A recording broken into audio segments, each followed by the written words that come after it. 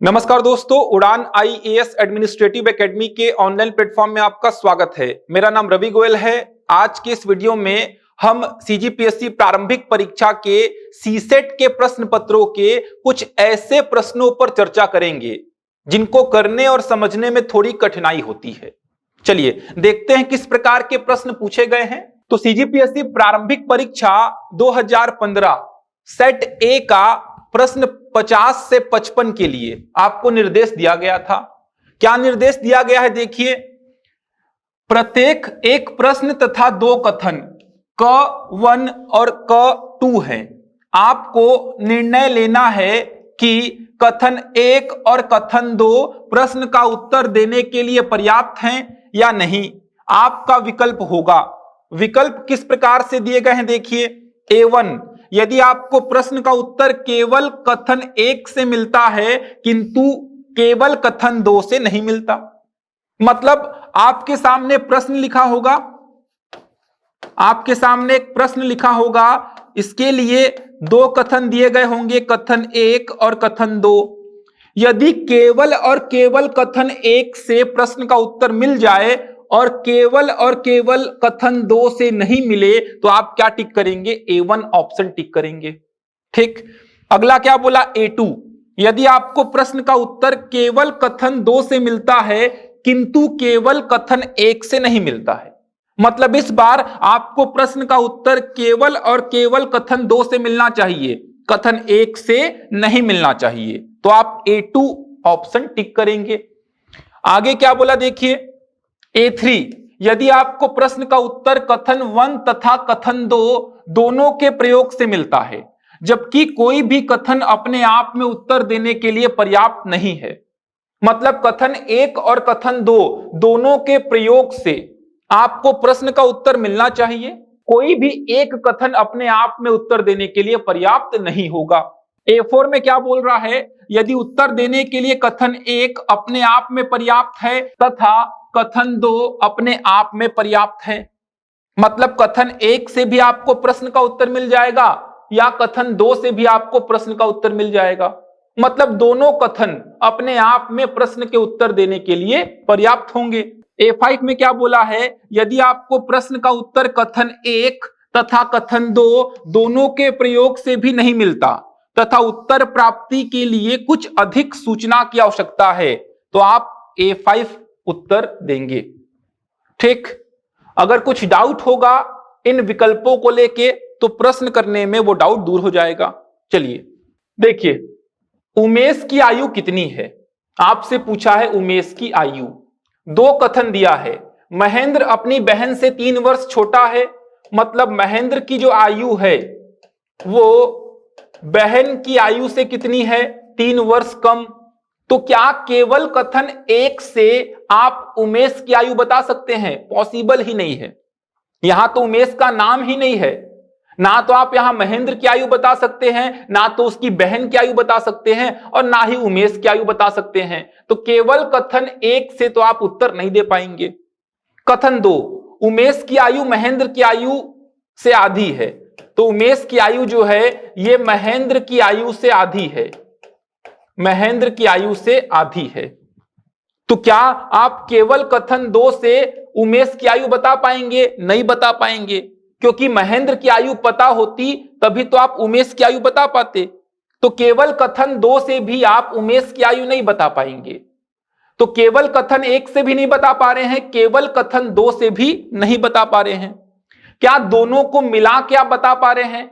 तो देख लीजिए, उमेश की आयु मेरे को तभी पता चलेगी जब महेंद्र की आयु मेरे को पता होगी। क्या कथन 1 से महेंद्र की आयु मिल रही है? नहीं मिल रही है। महेंद्र की आयु तभी मिलती जब उसकी बहन की आयु पता होती। तो दोनों को मिला के देखा, दोनों को मिलाने पर भी मेरे को उमेश की आयु नहीं मिली। इसका मतलब केवल कथन 1 से भी नहीं मिल रहा है, केवल कथन 2 से भी नहीं मिल रहा है, दोनों को मिलाकर देखा तो भी मेरे को प्रश्न का उत्तर नहीं मिला। इसका मतलब कुछ अधिक जानकारी चाहिए रहेगी, कुछ अधिक जानकारी चाहिए रहेगी तभी आप उमेश की आयु बता पाएंगे। तो कौन सा ऑप्शन आपको सही दिख रहा है? ऑप्शन को देखिए A5, यदि आपको प्रश्न का उत्तर कथन 1 तथा कथन 2 दोनों के प्रयोग से भी नहीं मिलता तथा उत्तर प्राप्ति के लिए कुछ अधिक सूचना की आवश्यकता है, मतलब यहां पे आपका उत्तर क्या हो जाएगा, A5 हो जाएगा, ऑप्शन डी। समझ पा रहे हैं? इस प्रकार से आपकी अप्रोच होगी। 2015 पीएससी प्रारंभिक परीक्षा और 2014 दोनों बार पूछा गया है ऐसा प्रश्न। देखेंगे 2014 का प्रश्न को भी। अगला प्रश्न देखिए, 3 अंकों की एक संख्या क्या 8 से विभाजित होती है? 3 अंकों की कोई संख्या है, क्या 8 से विभाजित होती है? कथन 1 क्या बोला, इकाई के स्थान की संख्या दहाई के स्थान की संख्या से बड़ी है। क्या ऐसा कुछ होता है क्या कि इकाई के स्थान की संख्या दहाई के स्थान की संख्या से बड़ी है तो संख्या 8 से विभाजित हो जाएगी? नहीं समझ में आ रहा है, एग्जांपल ले लीजिए। ये देखिए 845 इकाई के स्थान की संख्या दहाई के स्थान से क्या है, बड़ी है। क्या 845 हमेशा 8 से विभाजित होगा? और एग्जांपल ले सकते हैं 846, 847, कुछ भी ले लीजिए, 824, 825, सब में तो आप देख पा रहे हैं इकाई का जो अंक है वो दहाई के अंक से क्या है, बड़ा। तो क्या ये सभी संख्याएं 8 से विभाजित होती हैं? नहीं होती हैं। ऐसा कुछ नहीं है कि इकाई के स्थान की संख्या दहाई के स्थान से ज्यादा है तो 8 से विभाजित होगा ही, मतलब कथन 1 का तो कोई औचित्य ही नहीं है। यह संख्या 2 और 4 से विभाजित होती है। अगर कोई संख्या 2 और 4 दोनों से विभाजित होती है तो क्या वह 8 से विभाजित होगी? एग्जाम्पल देख लीजिए, अगर मैं बात करूं 12 की तो 12 जो है ये 2 से भी विभाजित हो रही है, 4 से भी विभाजित हो रही है, लेकिन ये 8 से विभाजित कहां हो रही है?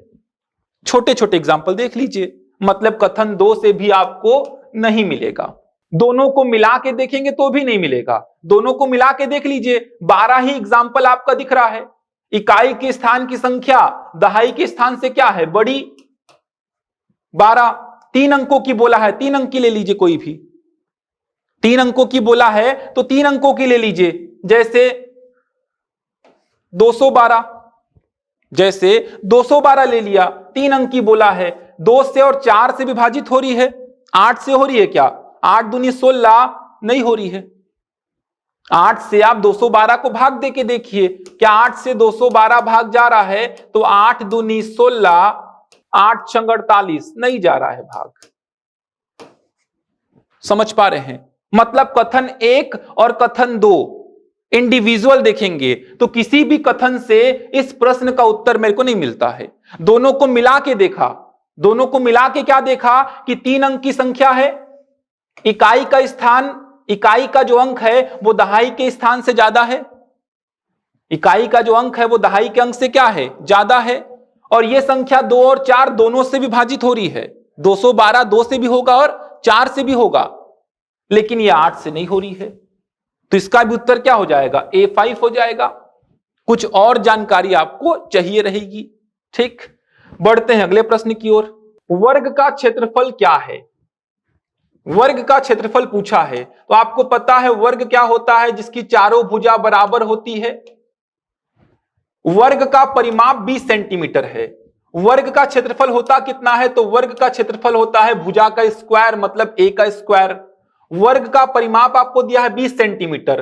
परिमाप कितना होता है? 4a की वैल्यू 20, तो a की वैल्यू कितना हो गया, 5। a 5 तो a स्क्वायर कितना मिल जाएगा आपको, 25। मतलब केवल कथन 1 से आप वर्ग का क्षेत्रफल बता सकते हैं, क्योंकि परिमाप से भुजा मिल गया, भुजा से क्षेत्रफल मिल गया। दूसरा क्या बोला, वर्ग की एक भुजा 5 सेंटीमीटर है, मतलब a की वैल्यू 5 दिया तो a स्क्वायर कितना मिल गया, 25। मतलब केवल कथन 2 से भी आप प्रश्न का उत्तर दे सकते हैं।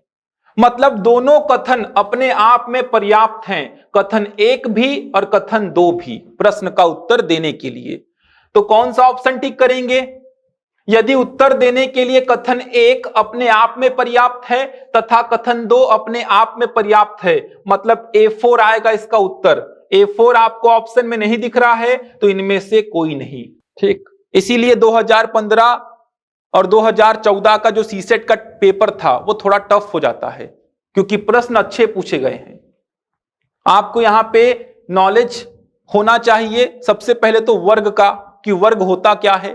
तो वर्ग की चारों भुजा बराबर होती है, परिमाप होता है 4 इंटू भुजा, परिमाप दिया है तो भुजा मिल गया, भुजा मिल गया तो क्षेत्रफल मिल गया। ठीक, भुजा दिया है तो सीधे सीधे क्षेत्रफल मिल गया। तो यहां पे कथन 1 और कथन 2 दोनों अपने आप में क्या है, पर्याप्त हैं प्रश्न का उत्तर देने के लिए। तो उत्तर हो जाएगा इसका A4, इनमें से कोई नहीं। अगला क्वेश्चन देखिए, किसी परीक्षा में पास होने के लिए न्यूनतम प्रतिशत क्या है। न्यूनतम प्रतिशत क्या है। सुनील को परीक्षा में 25% अंक मिले हैं और सुधीर को 200 अंक मिले हैं।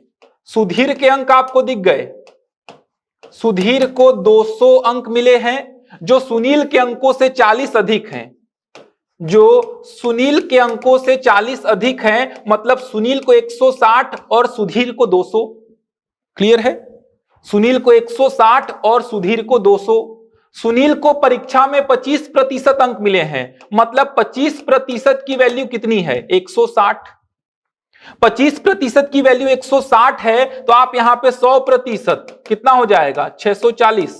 इसका मतलब परीक्षा का पूर्णांक कितना है, 640 का है। पहले कथन से आप क्या बताए, सुधीर के अंक, सुनील के अंक, सुनील का अंक मिल गया और बोला है सुनील को परीक्षा में 25% अंक मिला है, मतलब 25% की वैल्यू 160, तो 100% की वैल्यू 640। 16 चौको 64, 640। प्रश्न पूछा था न्यूनतम प्रतिशत क्या है, तो केवल कथन 1 से आप न्यूनतम प्रतिशत की बात नहीं कर सकते। यहां पे केवल आप बता पा रहे हो सुधीर का अंक, सुनील का अंक और परीक्षा का पूर्णांक, न्यूनतम अंक यहां से नहीं बता पा रहे हो। कथन दूसरा बोला सुनील को उत्तीर्ण होने के लिए आवश्यक न्यूनतम अंकों से 64 अंक कम मिले हैं। ठीक, सुनील को 64 अंक कम मिले हैं पास होने के लिए, मतलब 64 अंक ज्यादा लाता तो पास हो जाता। तो केवल कथन 2 से भी आप प्रश्न का उत्तर नहीं दे पाएंगे, क्योंकि केवल कथन 2 की अगर मैं बात करता हूं तो सुनील का अंक पता है क्या, नहीं पता है। जब सुनील का अंक ही नहीं पता तो आप यहां पे न्यूनतम अंक कैसे बता सकते हो। लेकिन कथन 1 में मेरे को सुनील का अंक पता है कितना, 160। समझ आ रहा है, सुनील का अंक कथन 1 से 160 है और न्यूनतम अंकों से 64 अंक कम मिला है, मतलब न्यूनतम अंक कितना हो जाएगा, 160 प्लस 64 कितना हो गया, 224। समझ आ रहा है, तो न्यूनतम अंक पास होने के लिए परीक्षा में कितना, 224। कितने में से, 640 में से। प्रतिशत निकाल सकते हैं कि भाई 224 जो है ये 640 का कितना प्रतिशत है, यही तो होगा न्यूनतम अंक। कितना आ रहा है मेरे को मतलब ही नहीं है इससे। समझ आ रहा है, कितना आ रहा है मेरे को कोई मतलब नहीं है, लेकिन यह बात समझ में आ गई कि कथन 1 और कथन 2 दोनों के प्रयोग से मेरे को प्रश्न का उत्तर मिल जाएगा। किसी एक से नहीं मिल रहा है, दोनों के प्रयोग से। तो देख लीजिए ऑप्शन क्या है। यदि आपको प्रश्न का उत्तर कथन 1 तथा कथन 2 दोनों के प्रयोग से मिलता है, जबकि कोई भी कथन अपने आप में उत्तर देने के लिए पर्याप्त नहीं है, मतलब इसका उत्तर क्या हो जाएगा, इसका उत्तर हो जाएगा A3, ऑप्शन सी। ठीक, बढ़ते हैं अगले प्रश्न की ओर। प्रश्न पूछा है कार की गति क्या है, स्पीड, चाल भी बोल सकते हैं। तो चाल होता है दूरी बटा समय, यह तो पता होगा, speed equal to distance upon time. Car 100 kilometre की दूरी 2.5 घंटे में तय करती है, तो आपको दूरी दिया है और समय दिया है, दूरी और समय दिया है, मतलब कथन 1 अपने आप में पर्याप्त है उत्तर देने के लिए। कथन 2, कार द्वारा तय किया गया कुल यात्रा मार्ग 120 किलोमीटर है, केवल दूरी दिया है, समय तो दिया ही नहीं है, कथन 2 से नहीं निकलेगा। तो केवल कथन 1 से निकलता है तथा केवल कथन 2 से नहीं निकलता है। A1 में दिया था ऐसा ऑप्शन। ठीक, देख सकते हैं A1 को, ये देखिए, यदि आपको प्रश्न का उत्तर केवल कथन 1 से मिलता है किंतु केवल कथन 2 से नहीं मिलता है, तो उत्तर क्या हो जाएगा, A1। ठीक, ऑप्शन बी हो जाएगा इसका उत्तर। तो अच्छे प्रश्न है ये, थोड़ा सा आपको सोचना पड़ेगा। अगला क्वेश्चन देखिए, कितने दिनों में 4 आदमी एक काम को पूरा करेंगे। कितने दिनों में 4 आदमी कितने दिनों में एक काम को पूरा करेंगे। कथन 1 बोला 2 आदमी और 3 महिला, 2 आदमी और 3 महिला यह काम 8 दिनों में पूरा करते हैं। यह रिलेशन पता होगा आपको, M1D1 by W1 equal to M2 D2 by W2। ठीक, तो यहां पे अगर मैं बोलूं 4 आदमी उस काम को कितना दिन में करेंगे तो x दिन मान लेता हूं, कंपेयर करता हूं, तो क्या यहां से आपको मिलेगा x की वैल्यू? नहीं मिल पाएगी। मैं बोल दिया M1 की वैल्यू 4 आदमी, D1 की वैल्यू x, M2 की वैल्यू 3 आदमी, कितने हैं? 2 आदमी हैं क्या? 2 आदमी तथा 3 महिला, और D2 की वैल्यू कितना हो गया? 8। तो क्या यहां से x निकाल पाएंगे? नहीं निकाल पाएंगे। मतलब केवल कथन 1 से तो आपको प्रश्न का उत्तर नहीं मिलेगा।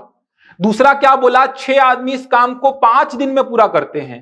अब देखिए 4 आदमी x दिन में, 6 आदमी 5 दिन में, तो यहां से आप x की वैल्यू निकाल पाएंगे क्योंकि m से m कैंसिल हो गया, तो x मिल गया 6 इंटू 5/4। मतलब केवल कथन 2 से आप प्रश्न का उत्तर बता पाएंगे। तो उत्तर क्या हो जाएगा? A2 में है ऐसा। तो आपसे सारे चैप्टर्स पूछ ले रहा है। समय दूरी का चैप्टर पूछ लिया, समय कार्य का चैप्टर पूछ लिया, प्रतिशत का चैप्टर भी आपसे पूछ लिया, क्षेत्रफल का चैप्टर भी आपसे पूछ लिया। तो ध्यान रखेंगे ऐसे प्रश्न आने के चांसेस ज्यादा होते हैं। तो वहां पे आपको समझ में नहीं आता कि A1 में क्या बोलना चाह रहा है, A2 में क्या बोलना चाह रहा है। तो प्रैक्टिस बहुत जरूरी है ऐसे प्रश्नों की। और 5 से 6 प्रश्न पूछता है, आप देख पा रहे हैं 6 प्रश्न पूछा है 50 से 55 तक। ठीक, 2014 पीएससी प्रारंभिक परीक्षा में प्रश्न पूछा था। देख लीजिए कितने प्रश्न पूछा है, 27 से 33। प्रत्येक एक प्रश्न तथा 2 कथन क1 और क2 दिए गए हैं। आपको निर्णय लेना है कि कथन 1 और कथन 2 प्रश्न का उत्तर देने के लिए पर्याप्त हैं या नहीं। आपका विकल्प होगा, विकल्प वही दिए हुए हैं। देखिए A1 यदि आपको प्रश्न का उत्तर केवल कथन 1 से मिलता है, केवल कथन 2 से नहीं मिलता। A2 यदि आपको प्रश्न का उत्तर केवल कथन 2 से मिलता है किंतु केवल कथन 1 से नहीं मिलता। उसी प्रकार A3, A4 और A5 सेम वही ऑप्शन आपको दिए गए हैं। ठीक, देखते हैं किस प्रकार के प्रश्न पूछे गए थे। पहला प्रश्न पूछा गया है a प्लस बी का मान क्या है। a प्लस बी का मान आपको बताना है। पहला कथन है a plus 2b equal to 7। यहां से आप a प्लस बी का मान नहीं बता सकते। अगर कॉमन होता मान लीजिए 2a प्लस 2b होता तो आप a प्लस बी का मान बता पाते। तो केवल कथन 1 तो प्रश्न का उत्तर देने के लिए पर्याप्त नहीं है। दूसरा कथन है 3a plus B equal to 6। दूसरा भी पर्याप्त नहीं दिख रहा है, लेकिन दोनों पर्याप्त हो जाएंगे। 2 इक्वेशन 2 अननोन। अब तो फाइंड कर सकते हैं। समीकरण 1 को 3 से गुणा करेंगे तो क्या आएगा? 3a, 3 दूनी 6b, 7 त्रिक 21। घटा दीजिए समीकरण 2 को तो क्या मिल जाएगा आपको घटाने पर? देख पा रहे हैं, आपको घटाने पर b मिल जाएगा। b रखेंगे समीकरण 1 में या 2 में तो a मिल जाएगा। 2 समीकरण 2 अननोन, मतलब दोनों से इंडिविजुअल तो मेरे को उत्तर नहीं मिल रहा है, लेकिन दोनों का साथ में प्रयोग करूंगा तो मेरे को प्रश्न का उत्तर मिल जाएगा, जो कि ऑप्शन होता है कौन सा? A3। A3 कहीं पे नहीं दिख रहा है तो इनमें से कोई नहीं लगा दीजिए। ठीक, बढ़ते हैं अगले प्रश्न की ओर। 3 बिंदु P Q R एक सरल रेखा पर हैं। बिंदु R P और Q के बीच में है। बिंदु R जो है वो P और Q के बीच में है। ये देखिए बिंदु R। अच्छा प्रश्न है ये। P और Q के बीच दूरी कितनी है? 50 मीटर। ध्यान रखिए बिंदु R जो है P और Q के बीच में है। बिल्कुल बीच में ऐसा नहीं बोल रहा है, बीच में कहीं पे भी हो सकता है। कैसे पता लगा? क्योंकि भाई Q और R के बीच की कितनी दूरी है पूछा है, तो Q और R के बीच की कितनी दूरी? अगर एकदम बीच में होता तो Q और R 25, R और P 25। ठीक, तो एकदम बीच में नहीं है। अब कथन 1 देखिए, PR की दूरी क्या बोला? PR की दूरी QR की 1/3 है। PR की दूरी QR की 1/3 है। तो क्या यहां से मेरे को प्रश्न का उत्तर मिलेगा? बिल्कुल मिलेगा। क्यों? क्योंकि p r plus q r equal to कितना है? 50। पी आर की वैल्यू यहां कितना पुट कर देता हूं? क्यू आर बटे 3 plus q r equal to कितना? 50। तो यहां से आप क्यू आर फाइंड कर लेंगे। कितना आता है मेरे को कोई मतलब नहीं है, मतलब पहले वाले से आपको मिल गया। दूसरे वाले से देखिए, पी क्यू की दूरी क्यू आर से 20% अधिक है, तो क्यू आर से 20% अधिक मतलब क्यू आर का 120%। अब आपको पी क्यू तो पता है कितना? 50। तो यहां से क्यू आर तो आप बता ही सकते हैं, क्यू आर आप यहां से बता सकते हैं बिल्कुल आसानी से। मतलब कथन 1 से भी मिल रहा है और कथन 2 से भी मिल रहा है। ठीक, तो A4 हो जाएगा, क्योंकि A4 में क्या बोलता है? कथन 1 अपने आप में पर्याप्त है और कथन 2 भी अपने आप में पर्याप्त है। किसी शहर के मुख्य मार्ग पर एक बस गतिमान है या गतिशील है, किलोमीटर प्रति घंटे में इसकी गति क्या है? कथन पहला दिया है x मीटर प्रति सेकंड की गति से चल रही है, तो भाई x मीटर प्रति सेकंड को आप किलोमीटर प्रति घंटा में चेंज कर सकते हैं, आराम से कर पाएंगे। ठीक, कितना हो जाएगा? ऊपर 3600 और नीचे कितना? 1000। या इसी को आप क्या बोलते हैं? ऊपर 18 और नीचे 5, तो x इंटू 18 बटे 5 ये किसमें चेंज हो गया आपका? किलोमीटर प्रति घंटा में। मतलब केवल कथन 1 से आपको प्रश्न का उत्तर मिल रहा है। बस का पाठ वृत्ताकार है, इससे आपको नहीं मिलेगा, तो केवल कथन 1 अपने आप में पर्याप्त है, तो उत्तर हो जाएगा A1। बढ़ते हैं अगले प्रश्न की ओर। दो शहरों A और B के बीच 80 किलोमीटर की दूरी है। दो शहर है, मान लीजिए A और B, इनके बीच की दूरी कितनी है? 80 किलोमीटर। किसी कार में 4 लीटर पेट्रोल है। कार में कितना पेट्रोल है? 4 लीटर। प्रश्न क्या बोला? क्या दो शहरों के बीच की दूरी मतलब A से B तक कार पहुंच पाएगी क्या? कथन 1 बोलता है कार को 45 किलोमीटर प्रति घंटे की दर से चलाते हैं। तो भाई 45 किलोमीटर प्रति घंटे की दर से चलाओगे तो मेरे को क्या पता है कि 4 लीटर पेट्रोल में वो 80 किलोमीटर चल पाएगी या नहीं। अगर मेरे को पता होता कि 1 लीटर पेट्रोल में इतना चलती है तो मैं बता पाऊंगा 4 लीटर पेट्रोल में कितना चलेगी। लेकिन यहां पे तो मेरे को बस की चाल पता है ना कि 1 घंटे में 45 किलोमीटर, लेकिन कितना पेट्रोल खाती है मेरे को नहीं पता। मतलब कथन 1 से आप प्रश्न का उत्तर नहीं दे सकते। कार की खपत प्रति 20 किलोमीटर में 1 लीटर है। अब देखिए खपत दे दिया 20 किलोमीटर प्रति लीटर, मतलब 1 लीटर में 20 किलोमीटर, तो 4 लीटर में कितना? 80। बिल्कुल कथन 2 से आप बता सकते हो कि कार अपने गंतव्य तक पहुंच पाएगी या नहीं पहुंच पाएगी। पहुंच पाएगी तो भी आपका उत्तर सही है, नहीं पहुंच पाएगी तो भी आपका उत्तर सही है। आपको यह बताना है कि आप इस प्रश्न का जवाब दे पाओगे या नहीं दे पाओगे, जो कि कथन 2 से आप दे पाओगे कि हां भाई पहुंच जाएगी या नहीं भाई नहीं पहुंच पाएगी। केवल आपको जवाब देना है। तो केवल कथन 2 से मिल रहा है, जो कि ऑप्शन बी में है A2। बढ़ते हैं अगले प्रश्न की ओर। पी आर से किस प्रकार से संबंधित है? पी आर से किस प्रकार से संबंधित है मतलब क्या पढ़ेंगे? पी आर का क्या लगता है, क्या लगता या क्या लगती है। ठीक, ब्लड रिलेशन का प्रश्न है। पी आर से किस प्रकार संबंधित है मतलब पी आर का क्या लगता है या क्या लगती है। आर का पुत्र क्यू है। देखिए आर का पुत्र है कौन? क्यू। मतलब ये तो कंफर्म है कि क्यू का जेंडर क्लियर मेल। आर का पुत्र है क्यू, आर का पुत्र है क्यू। आर का जेंडर क्लियर नहीं है, माता पुत्र भी हो सकते हैं, पिता पुत्र भी हो सकते हैं। क्यू पी का भाई है, क्यू पी का भाई है, क्यू पी का भाई है। तो देखिए इनके बीच का रिलेशन भाई भाई का हो सकता है या भाई बहन का हो सकता है। समझ आ रहा है? कथन 1 से तो आप पी और आर के बीच रिलेशन नहीं बता सकते, क्योंकि यहां पे पी का तो जिक्र ही नहीं है। कथन 2 में देखिए क्यू पी का भाई है, अब पी का भी जेंडर क्लियर नहीं है, आर का भी जेंडर क्लियर नहीं है। ठीक, तो बता ही नहीं सकते कि आर पी का क्या लगेगा या क्या लगेगी।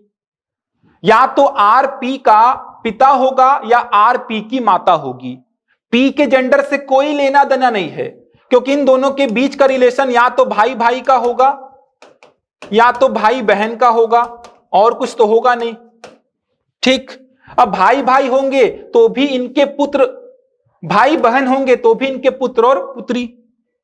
लेकिन मेरे को आर का जेंडर नहीं पता कि आर पिता है या माता है। मतलब मेरे को ना तो कथन 1 से इंडिविजुअल, ना तो कथन 2 से, और ना ही दोनों को मिक्स करने पर। तो आपका ऑप्शन क्या हो जाएगा, देख लीजिए। प्रश्न का उत्तर कथन 1 तथा कथन 2 दोनों के एक साथ प्रयोग से मिलता है, ये नहीं होगा। ठीक, A4 में क्या बोल रहा है, उत्तर देने के लिए कथन 1 अपने आप में पर्याप्त, कथन 2 अपने आप में पर्याप्त, ये भी नहीं होगा। आपको प्रश्न का उत्तर कथन 1 तथा कथन 2 दोनों के प्रयोग से नहीं मिलता। उत्तर प्राप्ति के लिए कुछ अधिक सूचना आवश्यक है। मतलब क्या हो जाएगा, आपको उत्तर A5 हो जाएगा। A5 कहीं नहीं दिख रहा, मतलब ऑप्शन ई। पहले आपका ऑप्शन ई भी आता था 2017 PSC तक। अगला प्रश्न देखिए क्या बोला है, वर्ष 2008 में सुनीता की आय क्या है। तो वर्ष 2006 में बोला है सुनीता की आय उसकी 2007 की आय से 10% कम है। तो यहां से 2006 और 2007 में सुनीता की आय का रिलेशन आपको मिल जाएगा। मतलब केवल कथन 1 से आप 2008 में सुनीता की आय नहीं बता सकते, सिंपल सी बात है। कथन 2 देखिए, 2006, 2007 तथा 2008 में सुनीता की कुल आय 5 लाख रुपए है।